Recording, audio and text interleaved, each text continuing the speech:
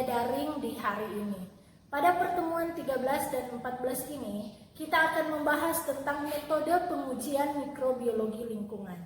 Dan saat ini kita akan melakukan diskusi kelompok dan kita akan membahas tentang analisis mikrobiologi lingkungan mengenai total count, penentuan nilai IPB atau indeks pencemar biologis, metode penyaring membran, uji enzimatik, dan uji kuantitatif coliform. Kemudian, kalian akan melakukan post-test di akhir perkuliahan. Dan saya akan memberikan penilaian bagi kelompok-kelompok dalam diskusi di hari ini. Topik pembahasan pada pertemuan kita kali ini adalah metode pengujian mikrobiologi lingkungan.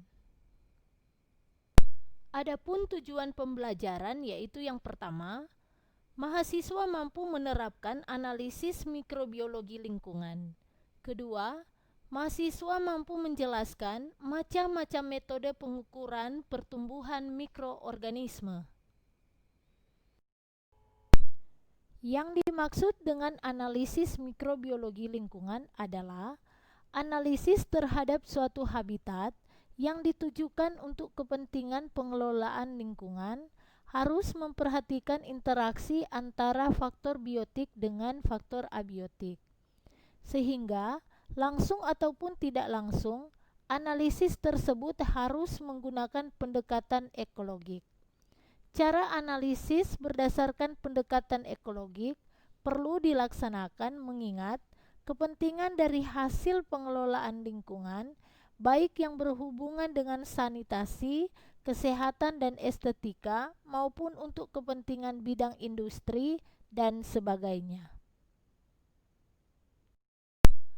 Dalam metode pengujian mikrobiologi lingkungan dilakukan analisis utama.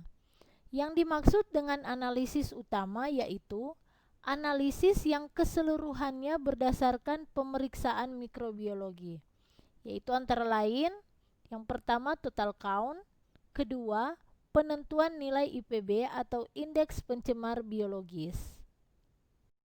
Yang pertama total count. Total count adalah jika perhitungan jumlah tidak berdasarkan jenis, tetapi secara kasar dilakukan perhitungan terhadap kelompok besar mikroorganisme umum seperti bakteri, mikroalga maupun terhadap bakteri tertentu.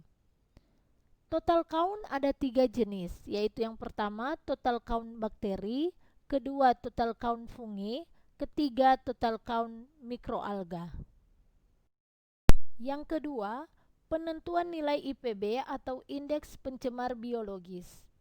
Penentuan nilai IPB suatu perairan pada umumnya dilakukan kalau air dari suatu sumber perairan akan digunakan sebagai bahan baku untuk kepentingan pabrik atau industri atau untuk kepentingan rekreasi. Penentuan nilai IPB ini dilakukan dengan 2 cara, yaitu yang pertama, perhitungan nilai total coliform. Kelompok coliform total termasuk seluruh bakteri bentuk batang, tidak membentuk spora, gram negatif, aerobik dan anaerobik fakultatif yang memfermentasi laktosa pada temperatur 35 derajat Celcius selama 48 jam. Coliform total ditentukan dengan teknik MPN atau Most Probable Number atau JPT, jumlah perkiraan terdekat, atau dengan metode penyaring membran. Dan cara yang kedua yaitu penentuan coliform dengan metode cepat dilakukan dengan uji enzimatik dan uji kuantitatif coliform. Ada beberapa kelemahan dari metode penentuan JPT, yaitu yang pertama hanya dapat menggunakan sedikit sampel air. Kedua, hanya diperoleh jumlah perkiraan secara kasar. Ketiga, tidak dapat dilakukan di lapangan tempat pengambilan sampel. Keempat, membutuhkan banyak media dan perlengkapan, dan yang kelima, membutuhkan waktu beberapa hari.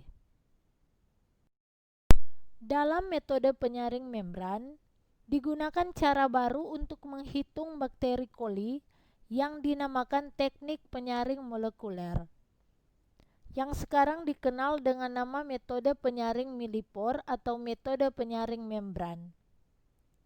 Adapun kelemahan dari metode ini adalah membran yang dipakai tidak dapat digunakan untuk menyaring air yang mengandung lumpur atau endapan karena dapat menyumbat penyaring tersebut.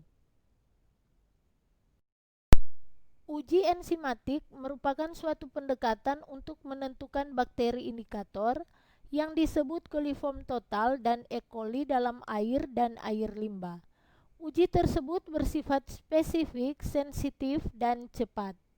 Pada sebagian besar pengujian, penentuan coliform total terdiri dari pengamatan aktivitas beta-galaktosidase.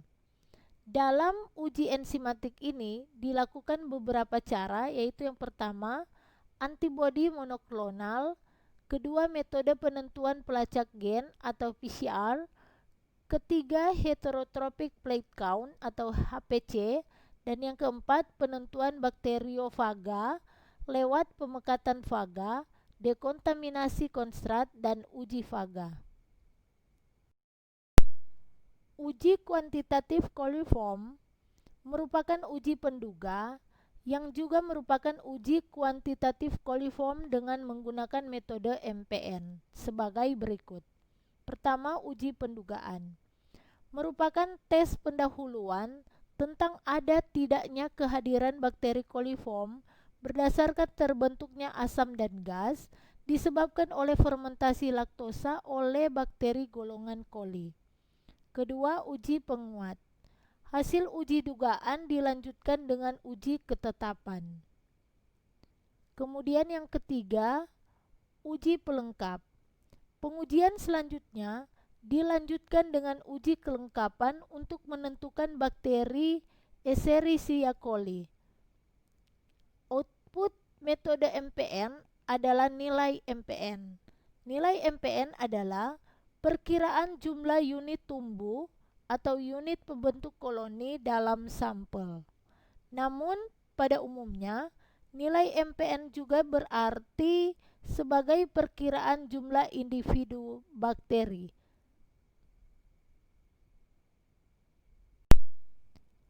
Demikian materi di hari ini telah selesai. Kita akan lanjutkan di pertemuan yang terakhir di minggu depan, dan jaga kesehatan. Semoga kita bisa berjumpa lagi dengan harapan kita semua bisa melewati kondisi masa pandemi COVID-19 ini. Terima kasih, sampai jumpa.